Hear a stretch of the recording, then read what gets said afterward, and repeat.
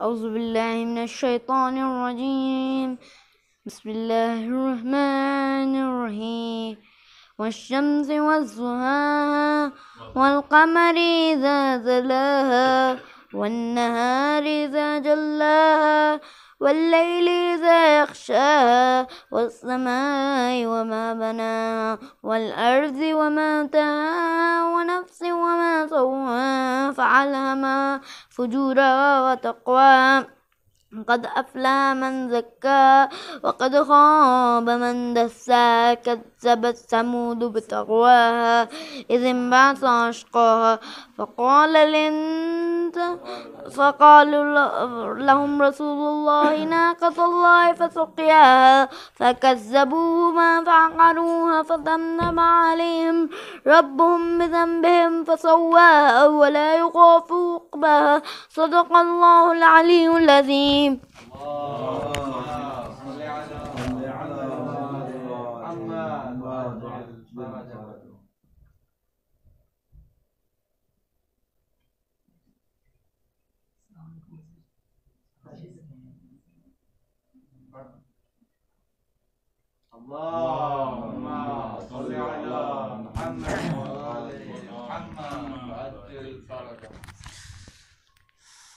चार मिसरे देखिएगा। ये तमाम हम्द है उस खालिक़े अज़ल के लिए, कि तमाम हम्द है उस खालिक़े अज़ल के लिए, सुकून झील को देता है जो कंवल के लिए। मैं उसके नाम से करता हूँ इब्तिदाए कलाम, कि जिसके नाम फरिश्तों ने भी संभल के लिए। मैं उसके नाम से करता हूँ इब्तिदाए कलाम, कि जिसके नाम फरिश्तों ने भी संभल के लिए। ये भी मुलाज़ा फरमाइएगा कि माहौल जिसको फ़र्श अज़ा का नहीं मिला, माहौल जिसको फ़र्श अज़ा का नहीं मिला, उसको इबादतों का सलीका नहीं मिला। कि माहौल जिसको फ़र्श अज़ा का नहीं मिला, उसको इबादतों का सलीका नहीं मिला। तो क्या पूछते हो मुझको मिला करबला से क्या, ये सोच कर बताओ मुझे क्या नहीं मिला। कि माहौल जिसको फ़र्श अज़ा का नहीं मिला, उसको इबादतों का सलीका नहीं मिला। तो क्या पूछते हो मुझको मिला करबला से क्या, ये सोच कर बताओ मुझे क्या नहीं मिला। तो आखिर तुझे ये ख्वाहिश है रिज़्क़े जिना है क्यों, मजलिस में क्या कभी तुझे हिस्सा नहीं मिला। आखिर तुझे ये ख्वाहिश है रिज़्क़े जिना है क्यों, आखिर तुझे ये ख्वाहिश है रिज़्क़े जिना है क्यों, मजलिस में क्या कभी तुझे हिस्सा नहीं मिला। तो पहले गमे हुसैन में, पहले गमे हुसैन में रो लो बताओ फिर, दिल को सुकून तुम्हारे मिला या नहीं मिला। पहले गमे हुसैन में रो लो बताओ फिर, दिल को सुकून तुम्हारे मिला या नहीं मिला। सलावत भेजो हम।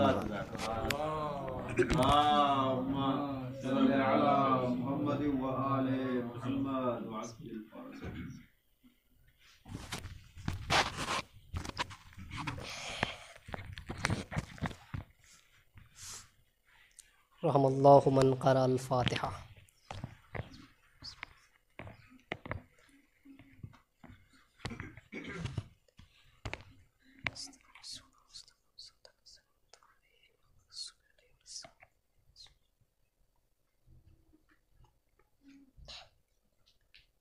ला हौला वला कुव्वता इल्ला बिल्लाहिल अलिय्यिल अज़ीम।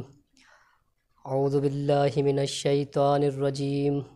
बिस्मिल्लाहिर रहमानिर रहीम। अल्हम्दुलिल्लाहि रब्बिल आलमीन वस्सलातु वस्सलाम अला साहिबित ताजे वल मिराजे वल बुराक़े वल आलम दाफ़िल बलाए वल वबाए वल क़हते वल मरज़े वल अलम जिस्मुहु मुक़द्दसुन मुताख़्खरुन मुनव्वरुन फ़िल बैत वल हरम शम्सुज़्ज़ुहा बदरुद्दुजा नूरुल हुदा कैफ़ुल वरा जमीलुश शियम शफ़ीउल उमम साहिबुल जूद वल करम वल्लाहु आसिमुहु व जिब्रीलु ख़ादिमुहु वल बुराक़ु मरकबहु वसफ़रहु सिदतल मुंतहा मक़ामुहु व कअब कौसैन महबूब रब्बिल मशरक़ैन वल मग़रबैन इमामिल क़िबलतैन वसीलतना फ़िद्दारैन जद्दिल हसन वल हुसैन बिल क़ासिम मुहम्मद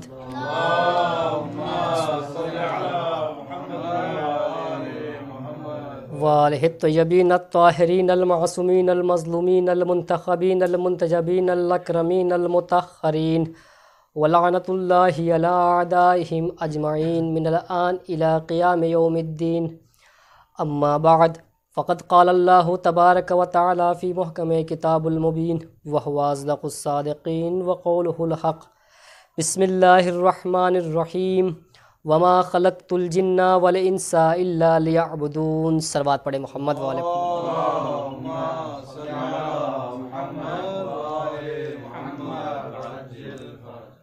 क़ब्ल इसके कुछ अर्ज़ करूँ, गुजारिश है एक मता सूरह हम और 3 मता सूरह इख़लास की तिलावत फरमा कर मरहुमा कनीस साबिरा बिनते दिलदार हुसैन की रूह को इशारे से फरमा दें।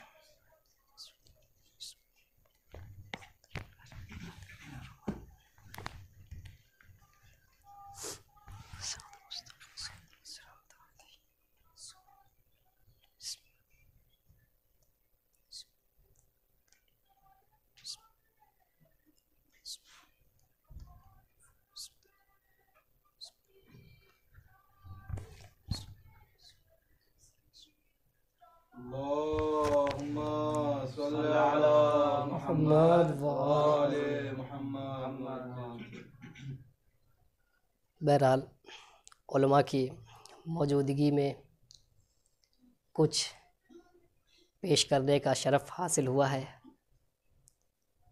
वाक़ई ये मेरे लिए शरफ़ का मकाम है। शरफ़ इस वजह से भी है, मकाम भी बहुत मोतबर क़ुमुल मुक़द्दसा बीबी के हरम में उलमाए किराम के दरमियान कुछ कहना चाहूँगा, कुछ अर्ज़ करना चाहूँगा।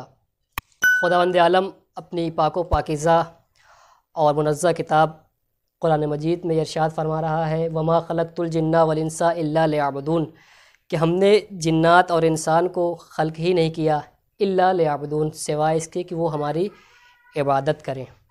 यानी अल्लाह ने जिन्न व इंस को इसलिए खल्क़ किया कि वो अल्लाह की इबादत करें। यानी ये वाज़े हो गया, ये हम सब पर वाज़े हो गया कि हमें इबादत की खातिर बनाया गया है, हमें इबादत के लिए पैदा किया गया, खल्क़ किया गया है। अब आप ख़ुद फ़ैसला कर लें कि जो इंसान इबादत परवरदिगार से गाफिल नज़र आए, क्या वो इंसान कहे जाने के काबिल है? हरगिज़ नहीं हो सकता, क्योंकि अल्लाह ने कहा कि मैंने जिन्नो इंस को खल्क़ किया है इबादत के लिए।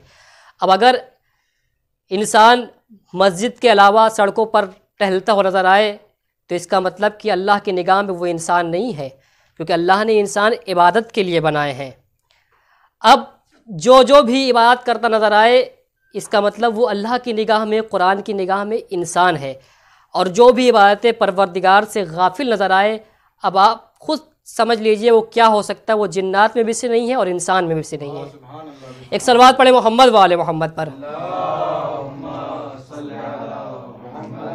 क्योंकि इंसान की ज़िंदगी का मकसद क्या है? इबादत है। अगर इंसान इबादत कर रहा है तो वो इंसान कहे जाने के काबिल है, तब आप उसे इंसान कहिए, वरना दुनिया इंसान कहती रहे। अगर वो अल्लाह की इबादत से गाफिल है तो अल्लाह की निगाह में तो इंसान नहीं है।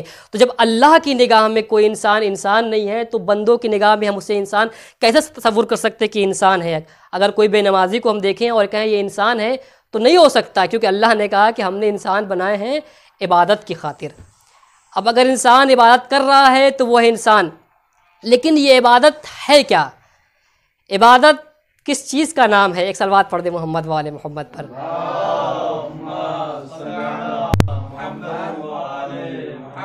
अल्लाह ने इंसान बनाए इबादत के लिए। इबादत सिर्फ नमाज नहीं है। जाहिर है कि जब भी इबादत हमारे जहन में लफ्ज़ इबादत आता है तो फ़ौरन नमाज का तसव्वुर आ जाता है, नमाज, रोज़ा। जबकि वाक़ई ये इबादत तो है, लेकिन ये इबादत का जुज़ है, मुकम्मल इबादत नहीं है नमाज, बल्कि बहुत सारी इबादतें हैं। मसलन माँ बाप की तरफ देखना भी इबादत है, खेती बाड़ी मजदूरी करना भी इबादत है, लोगों के हक़ को देना भी इबादत है, लोगों का हक़ पायमाल ना करना भी इबादत है, मौलाए कायनात हज़रत अली अलैहिस्सलाम की मोहब्बत भी इबादत है। इबादत कई तरह की हैं, कई कैटेगरीज में है इबादत की, लेकिन क्या फ़र्क है मौलाए कायनात की मोहब्बत वाली इबादत में और इन इबादतों में? बस फ़र्क इतना सा है कि ये सारी की सारी इबादत मुनहसिर हैं अली की मोहब्बत के ऊपर। यानी अगर अली की मोहब्बत नहीं है तो ये सारी इबादतें फजूल हैं, अगर अली की मोहब्बत है तो ये सारी इबादत आपके काम की हैं, वरना यही इबादत आपके मुंह पे मार दी जाएगी अगर बुग़्ज़ अहले बैत में की जाए बात, अगर बुग़्ज़ अली में ये बात हो रही हो तो। और यही तो वजह है कि आपने मुशाहिदा किया होगा, देखा होगा कि लोग कुरान पढ़ा करते हैं, इतना पढ़ते हैं, पूरी ज़िंदगी गुजार देते हैं, बूढ़े हो जाते हैं, आंखों की बीनाई चली जाती है कुरान पढ़ते पढ़ते। आखिर वजह क्या है? कुरान तो किताब रहमत है, इससे तो आंखों में बीनाई आनी चाहिए, बीनाई जा क्यों रही है? तो वजह बस यही है कि अगर बुग़्ज़ अली की ऐनक से कुरान पढ़ा जाएगा तो उसका रिएक्शन हो जाएगा। हमें चाहिए कि अली की मोहब्बत की आंखों से कुरान को पढ़े तो यही पूरा कुरान अहले बैत का कसीदा सुनाता हुआ नजर आएगा। बस ये कि बसीरत होनी चाहिए। अगर बसीरत है तो हमें पूरा कुरान अली का कसीदा नजर आएगा, लेकिन अगर हम बुग़्ज़ अहले बैत या बुग़्ज़ अली की निगाह से कुरान पढ़ेंगे तो जाहिर है कुरान आपको फ़ायदा देने वाला नहीं है, क्योंकि हमने अस्ल वारिस कुरान को छोड़ के कुरान को पकड़ा हुआ है। जो अस्ल मुफस्सिर कुरान है उसको छोड़ दिया है, कुरान को थामे हुए हैं। हमारा पलड़ा दोनों तरफ से भारी होना चाहिए, बराबर होना चाहिए। एक सलवात पढ़े मोहम्मद व आले मोहम्मद पर।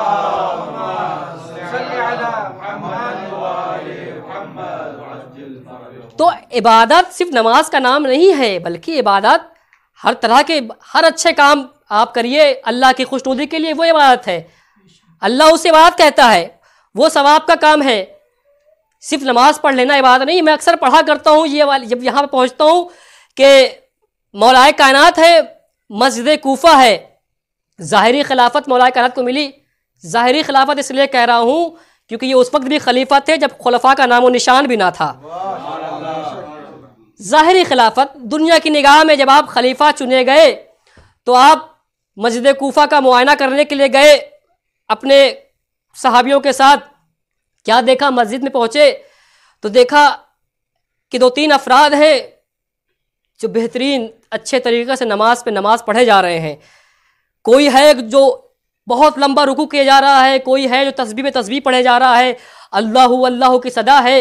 एक मरतबा मौला ने फरमाया, अपने साहबी से कहा ये कौन लोग हैं? कहा मौला ये कूफे के रजालुल हक हैं। कहा रजालुल हक ये क्या होते हैं? कहा मौला इसका मतलब ये है कि ये बस दिनों रात अल्लाह की इबादत किया करते हैं और सिर्फ अल्लाहु अल्लाह किया करते हैं। अब ये क्या होता है इसका मतलब थोड़ी कि मौला को नहीं पता था।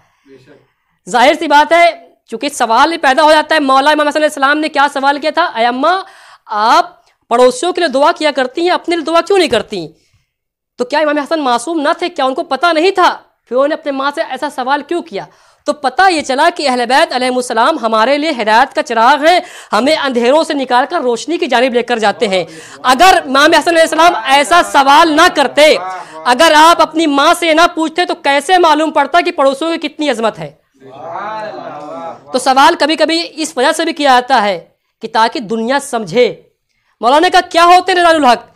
कहा ये दिनों रात मस्जिद में पड़े रहते हैं और अल्लाह की बात किया करते हैं।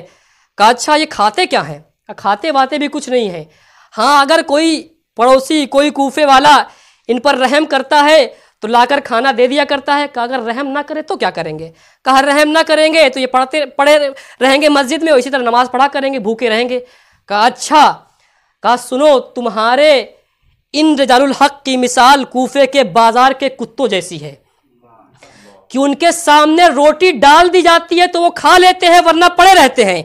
इनसे कहो मस्जिद से बाहर निकलें और जाएं, मेहनतों मजदूरी करें, मेहनतों मजदूरी करने के बाद थके हुए सर से अल्लाह की बारगाह में सजदा करें तो ये एक सजदा 70 साल की इबादत से अफजल हो जाएगा। कहा इनसे कहो ये निकलें, जाकर मेहनतों मजदूरी करें और फिर उसके बाद अल्लाह की बारगाह में आकर नमाज पढ़ें। यानी नमाज का सवाब है, उससे इनकार नहीं है। इसलिए कि ये ऐसी बात है अगर इसके बगैर तो हमारे सारे अमाल काबिल कबूल नहीं हैं। लेकिन इनसे कहो कि निकले मेहनतों मजदूरी करें। यानी इमाम ने बताना चाहा कि देखो जो हम रिस्क तलाश कर रहे हैं, रिस्क तलाश करने की कोशिश कर रहे हैं, जो लगे रहते हैं काम काज में, ये कोई ऐब नहीं है बल्कि ये इबादत है। तो अब किसी भी मौलवी साहब को, मौलाना साहब को काम करते हुए देख लिया जाए तो उन पर बहुतान न बांधा जाए, या ये ना कहा जाए कि मौलाना साहब पढ़ लिख कर क्या कर रहे हैं, काम कर रहे हैं। नहीं, मौलाए कायनात है, इतना बड़ा ओहदा है, यहूदियों के बाग में मजदूरी कर रहे हैं। यानी बताया कि देखो मेहनतों मजदूरी करना इबादत है। कहा गया मासूम से कि जो है अगर ऐसी हालत में खुदा न खास्ता आपको मौत आ जाए तो क्या होगा? कहा अगर ऐसी हालत में मुझे मौत आ जाए तो मेरी मौत इबादत की मौत होगी, मेरी मौत इबादत की मौत होगी। तो ये है इबादत। इबादत बहुत वसी मौजू है इबादत का, सिर्फ नमाज का नाम नहीं है इबादत। हाँ, अलबत्ता यह है कि सबसे अहसन इबादत वो है विलायत अली इब्न अबी तालिब अलैहिस्सलाम।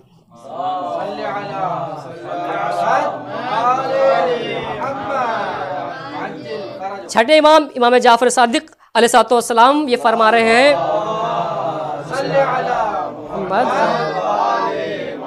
कि इंसान ने, अल्लाह ने सबसे ज़्यादा अगर किसी मखलूक को नजिस खल्क किया है तो वो है कुत्ता। अल्लाह ने सबसे ज़्यादा नजिस कुत्ते को बनाया है, मगर वो शख्स कुत्ते से भी ज़्यादा बुरा है जिसके दिल में अली का बुग़्ज़ हो, जिसके दिल में बुग़्ज़ अहले बैत हो, वो शख्स कुत्ते से भी ज़्यादा नजिस है। ज़रा सोचिए कि मोहब्बत अहले बैत, मोहब्बत अली कितना बड़ा दर्जा रखती है। यानी हमारी सारी बातें उस वक्त काम आएंगी, अल्लाह उसे कबूल करेगा कि जब उसमें अली की मोहब्बत शामिल हो। तो लिहाजा मैं अर्ज़ कर रहा था कि इबादत, इसका मौजू बहुत वसी है, बहुत वसी मौजू है। हर चीज़ इबादत है, हर वो चीज़ इबादत है जिससे अल्लाह राज़ी हो जाए, अल्लाह खुश हो जाए, वो इबादत का काम है। तो आज के दौर में हमें समझना चाहिए कि नमाज के साथ साथ गरीबों की मदद करना भी इबादत है, मिस्कीनों की मदद करना भी इबादत है, और बिलखुसूस आज के दौर में तो और ज़्यादा काम करना चाहिए सब चीज़ें। ऐसा वबा का दौर चल रहा है, गुरबा परेशान है, घरों में हैं, तो हमें चाहिए कि ऐसे मकाम पर मदद करें, ऐसे मकाम पर जाएं कि जहाँ पर देखें कि इस लायक हैं लोग, उन लोगों की मदद करें। ये माल दुनिया किस काम का है अगर ये मुस्तहक तक ना पहुँचाया जाए? अगर ये ना पहुँचाया जाए तो किस काम का है?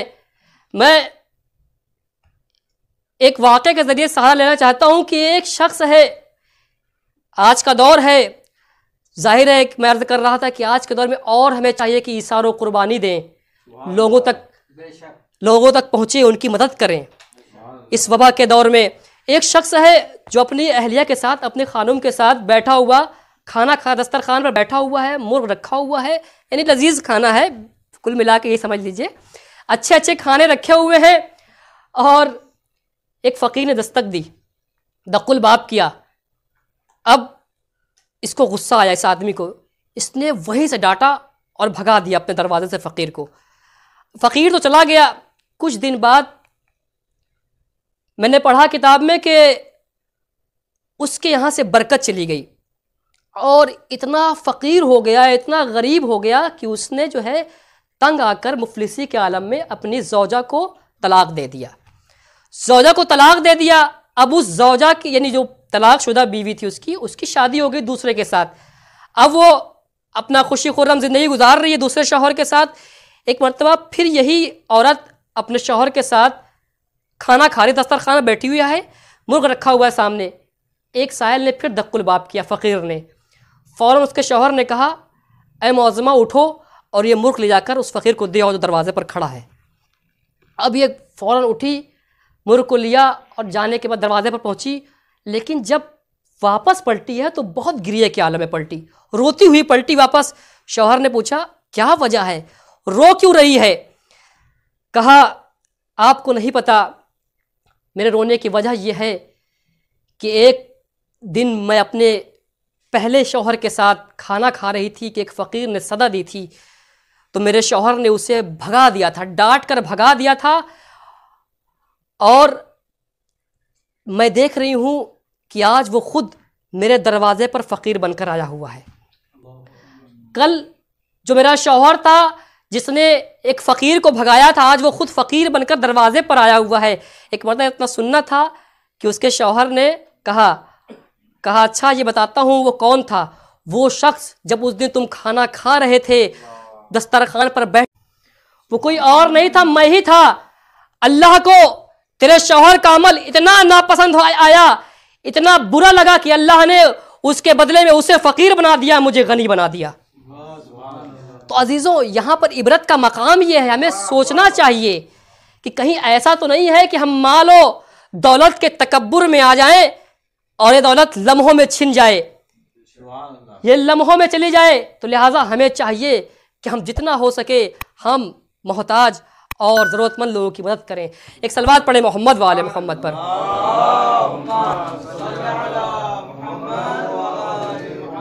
तो ये भी एक अजीम इबादत है। एक सलवात पढ़े मोहम्मद वाले मोहम्मद पर।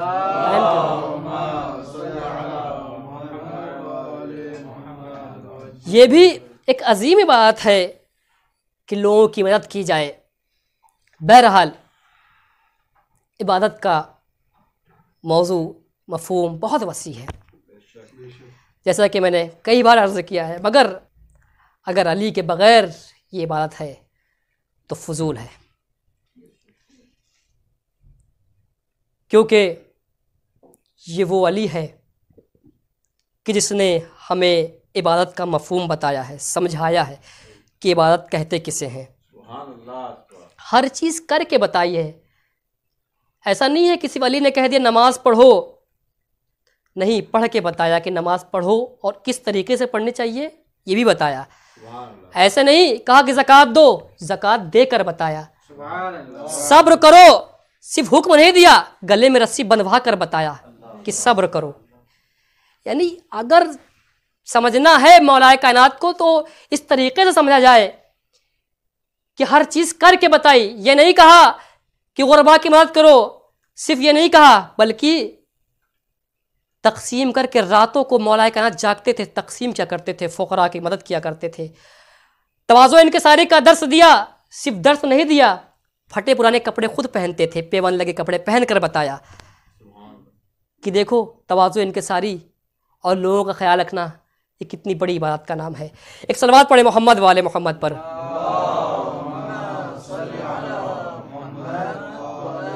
बहरहाल मैं जितना भी गुफ्तगू करूँगा इस मौजू पे उतना ही ये मौजू वसी होता चला जाएगा, वसी तर होगा, चूँकि मौलाए कायनात का हर काम इबादत है, हर काम इबादत है। अली सोए तो इबादत है, जागे तो इबादत है, बैठे तो इबादत है, सफ़र में रहे तो इबादत है, हज़र में रहे तो इबादत है, नमाज पढ़े तो इबादत है।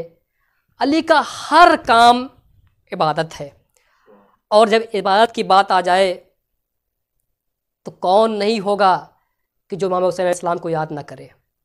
इबादत का मफ़हूम समझाया करबला में इमाम हुसैन अलैहिस्सलाम ने कि इबादत किसे कहते हैं। शिम्र सवार है मगर सजदे आखिर बजा ला रहे हैं, और बताया कि देखो इबादत इसे कहते हैं, इबादत किस तरीके से इंसान को अंजाम देनी चाहिए। बस अज़ीज़ों, मुसलसल मजालिस सुनते रहते हैं और सुनी जा रही हैं, यहाँ पर हर रोज़ मजलिस होती है, इस्तिफ़ादा करते हैं हम खुद उलमाए कराम से। मेरी क्या बसात है कि मैं कुछ बोलूँ, ये तो बस इस मिंबर का तसद्दुक़ है, फैज़ है कि इंसान कुछ बोल लेता है आकर। अज़ीज़ों, इबादत समझना है तो करबला में आकर समझिए कि किस तरीके से हुसैन और हुसैन के जानिसारों ने इबादत की है, किस तरीके से इबादत की है। कौन है हुसैन? हम क्यों इतना हुसैन हुसैन किया करते हैं? हम क्यों इतना हुसैन की प्यास को याद करते हैं?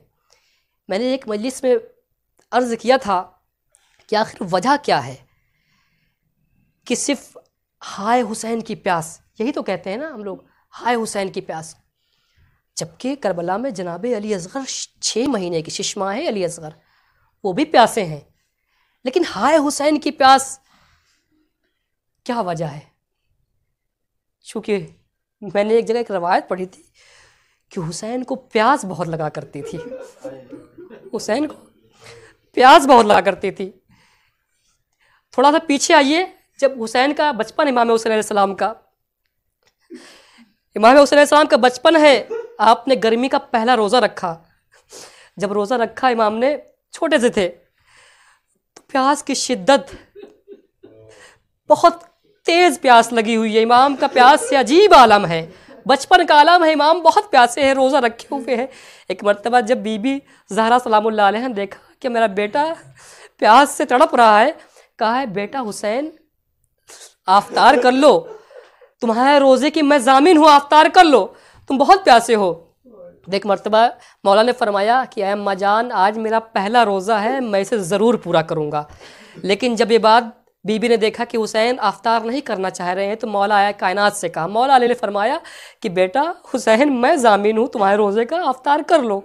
कहा नहीं बाबा, आज मेरा पहला रोज़ा है, मैं इसे मुकम्मल करूँगा। फिर यहाँ तक की बात पहुँची नाना रसूलुल्लाह तक। एक मरतबा नाना जान ने कहा, अरे बेटा हुसैन मैं ज़मात लेता हूँ, मैं नबी करीम हूँ, अरे बेटा आफ्तार कर लो। कहा नहीं मेरे नाना जान, मैं इसे ज़रूर मुकम्मल करूँगा। इतना सुनना था कि पैगंबर ने दस्ते दुआ बुलंद की, कहा परवरदिगारा सूरज को जल्द गुरूब कर दे मेरा हुसैन ताकि आफ्तार कर ले, बहुत प्यासा है। तारीख़ बताती है कि हुसैन ने आफ्तार कर लिया। ज़रा सोचिए कितना एहतमाम किया पैगंबर ने हुसैन के लिए कि हुसैन की प्यास बर्दाश्त ना हो सकी, ज़हरा बर्दाश्त ना कर सकी हुसैन की प्यास, इमाम की प्यास, मौलाए कायनात बर्दाश्त ना कर सके। जब बीबी जाने लगी तो वसीयत में कह के गई थी, कहा देखो मेरा हुसैन बहुत प्यासा रहता है, जब मेरा हुसैन सो जाए तो उसके सरहाने पानी रख दिया करना। दस्तूर था बीबी का कि हुसैन के सरहाने पानी लाकर रख दिया करती थी, क्योंकि हुसैन को बहुत प्यास लगा करती थी। और यही वजह है कि इसी हुसैन को 3 दिन का भूखा और प्यासा शहीद कर डाला गया। क्यों ना इमाम ज़माना गिरिया करे, क्यों ना इमाम ज़माना कहे कि मेरे जद को प्यासा ज़िबा कर दिया गया। अज़ादारो, मैं कितने मसाइब बयान करूँ मौला इमाम हुसैन अलैहिस्सलाम के। ये वो हुसैन गरीब है कि जिस पर इंसान तो नहीं, इंसान को तो रोना चाहिए, बल्कि ये वो हुसैन है कि जिस पर कायनात के तमाम अशिया ने गिरिया किया है। चरिंदों ने हुसैन पर गिरिया किया, परिंदों ने हुसैन पर गिरिया किया, यहाँ तक कि दुनिया की कोई ऐसी शय नहीं है कि जिसने हुसैन पर गिरिया ना किया हो। ये कोई लफ्ज़ी नहीं है, तारीख़ है, हकीकत बयान कर रहा हूँ। जब 11 मुहर्रम आई थी ना, 11 मुहर्रम आई थी, एक वाक़या नकल करता हूँ इमाम रज़ा अलैहिस्सलाम का है कि ज़माना है जिन्हें ज़ामिन आहू कहा जाता है। इमाम ने क्या देखा कि एक शिकारी है कि जो एक हिरनी को कैद किए हुए लेकर जा रहा है। इमाम को हिरनी देखती है और देखने के बाद इमाम से कहती है, मौला मुझे बस थोड़ी देर के लिए शिकारी से रिहा करवा दीजिए, मेरे छोटे छोटे बच्चे हैं, मैं जाऊंगी अपने बच्चों को दूध पिलाकर खाना खिलाकर वापस आ जाऊंगी, वापस शिकारी की खिदमत में हाजिर हो जाऊंगी। एक मरतबा मौला इमाम रज़ा अलैहिस्सलाम ने कहा, ऐ शिकारी मैं ज़मानत लेता हूँ कि हिरनी को रिहा कर दिए, ज़रूर तेरे पास वापस आ जाएगी, ये तेरे पास पलट कर ज़रूर आएगी। इमाम के कहने पर, हालांकि शिकारी जानता नहीं था कौन है, लेकिन ज़मानत ली इमाम ने, तो इमाम के कहने पर शिकारी ने हिरनी को रिहा कर दिया। अब हिरनी जाती है, काफ़ी देर हो जाती है, वापस नहीं पलटी। एक मरतबा शिकारी इमाम से कह रहा है, कहा कि आपने तो वादा किया था कि मैं ज़मानत लेता हूँ कि हिरनी पलटेगी, लेकिन अभी तक नहीं पलटी है। इमाम ने कहा सब्र करो वो ज़रूर पलटेगी, आ ही रही होगी। एक मरतबा कुछ ही देर के बाद हिरनी अपने बच्चों समेत वापस आ गई। इमाम ने देर से आने की, ताख़ीर से आने की वजह पूछी, सबब पूछा। कहा मौला माफ़ कीजिएगा, आने में ताख़ीर इसलिए हुई कि आज 11 मुहर्रम थी। जब मैं आ रही थी तो मैंने देखा कि जंगल के तमाम जानवर हैं जो हुसैन की फर्श अज़ा बिछाए हुए हैं, हुसैन पर गिरियाज़ारी कर रहे हैं। अरे मैंने सोचा अरे मेरा आखिरी वक्त है, अरे पता नहीं अब हुसैन पर रोना नसीब होगा या ना होगा। मैंने सोचा अरे कम से कम मरने से पहले अपने आका हुसैन पर गिरिया कर लूं। इतना सुनना था इमाम दाड़े मार के रोने लगे, सरो सीना पीटा, करबला का रुख किया।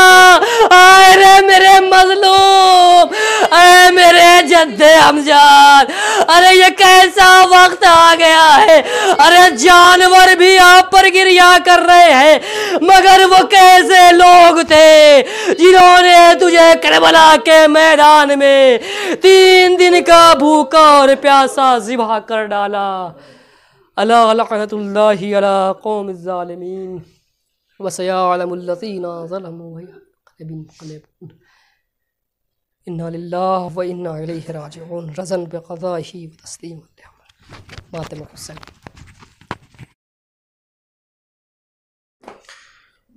हमको जाओ ना छोड़ कर बाबा,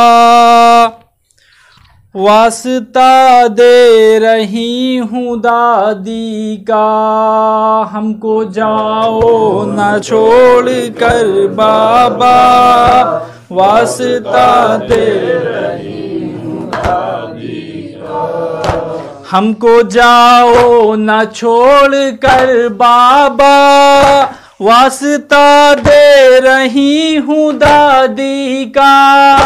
हमको जाओ न छोड़ कर बाबा, वास्ता दे रही हूँ दादी का। खो चुकी हूँ जवां बरादर को, खो चुकी हूँ जवां बरादर को।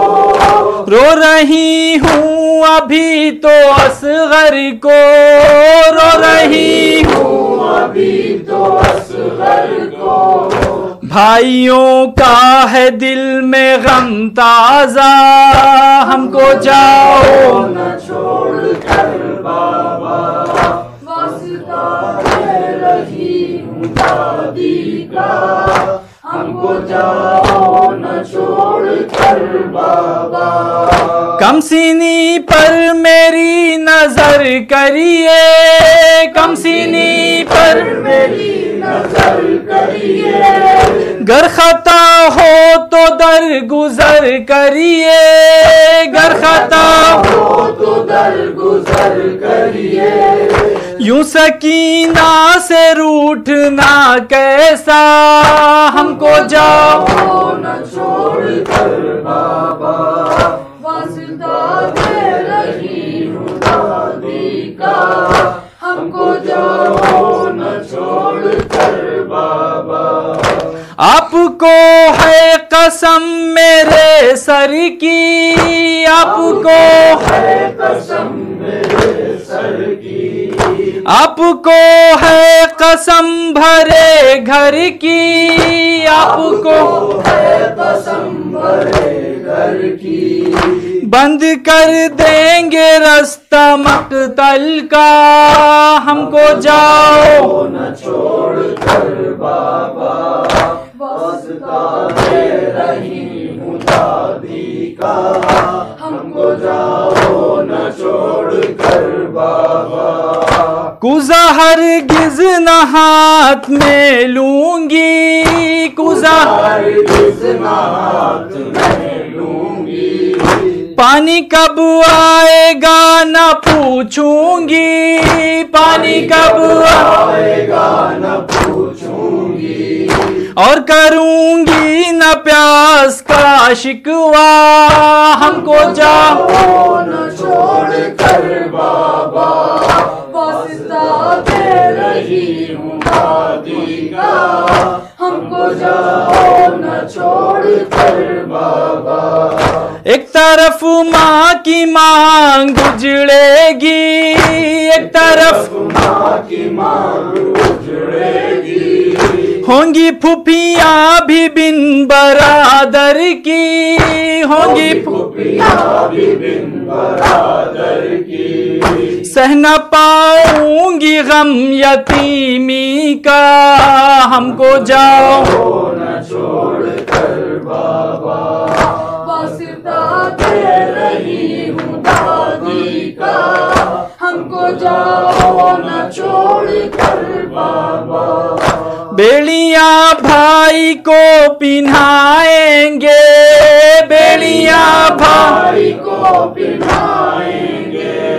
अश्किया दर बदर फिराएंगे, अश्किया दर बदर फिराएंगे, कैद में डाल देंगे अहले जफा, हमको जहाँ न छोड़ कर बाबा, वास्ता दे रही हूँ दादी का, हमको जाओ न छोड़ कर बाबा।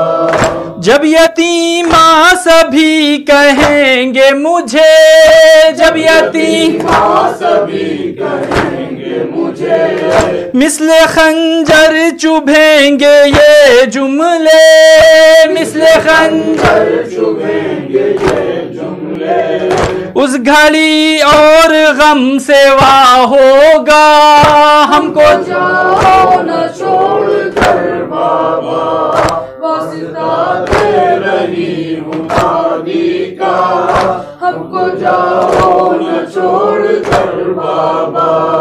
कमसिनी पर मेरी नजर करिए, कमसिनी पर मेरी नजर करिए, गर खता हो तो दर गुजर करिए, गर खता हो तो दर गुजर करिए, यूं सकीना से रूठना कैसा, हमको जाओ न छोड़ कर बाबा, वास्ता दे रही हूँ दादी का, हमको जाओ न छोड़ कर बाबा।